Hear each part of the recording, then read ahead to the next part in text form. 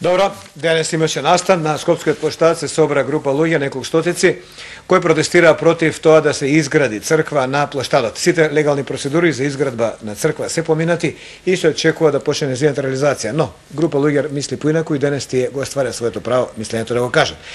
Лилија Георгиева го следеше денес тој настан, кој се уште трае, бидејќи дел од оваа група, особено по младиот дел, се наоѓа во градскиот парк каде се забавуваат. Лилија, дали се гледаме, ја тебе те гледам. Далата секако дека се слушаме и се гледаме.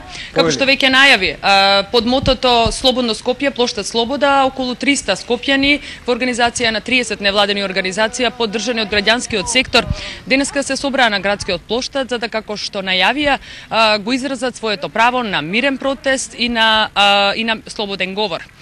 Мирниот, би рекла, граѓански собир започна на градскиот плоштад, потоа продолжи низ скопските улици и заврши овде во градскиот парк со голем музички хепенинг, кој пред нецели 5 минути заврши. Цивилниот или граѓанскиот собир, сенка на денешниот собир, фрли присуството на голем број политичари, кандидати за председатели и функционери на една партија, кои денешниот граѓански собир го искористија за лична политичка промоција. Меѓутоа предлагам да го чуеме прилогот на колешката Весна Ќуксанови за се она што денеска се случуваше на градскиот плоштад и овде во градскиот парк.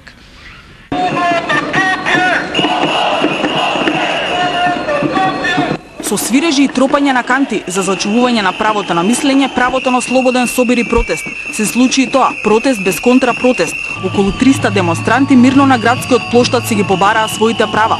Слободно Скопје, убаво Скопје, мирно Скопје, плоштад Слобода. Пораката која пренесоа парадирајќи низ центарот на градот е да не се повтори протестот од пред 2 недели. Минатиот пат беше против градење на објект на плоштадот, а сега дефинитивно е за да се задржи слободата на говорот. Ова е повеќе реакција на насилството што се случи кога беа протестите против градењето на објект на плоштад и апсолутно сметаме дека ни е загрозена слободата на движење, на протестирање.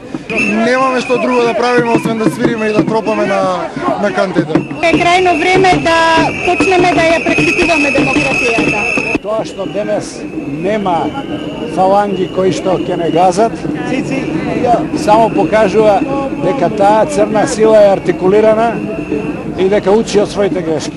Не изостана и вулгарните транспаренти.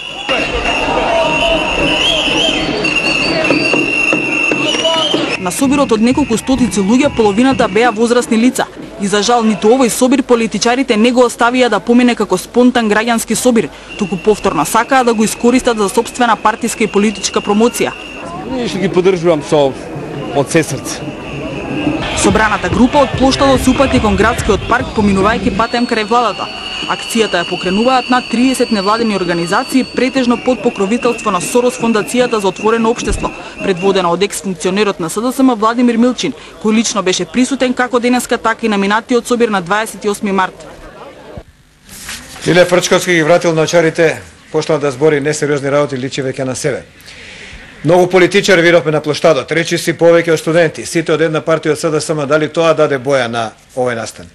Па јас пред малку најавив дека, иако нели беше најавен како граѓански и невладин денешниот собир, сепак голем број на политичари и високи функционери од само една политичка партија сепак се појави на денешниот собир и се разбира го искористија за лична и партиска промоција.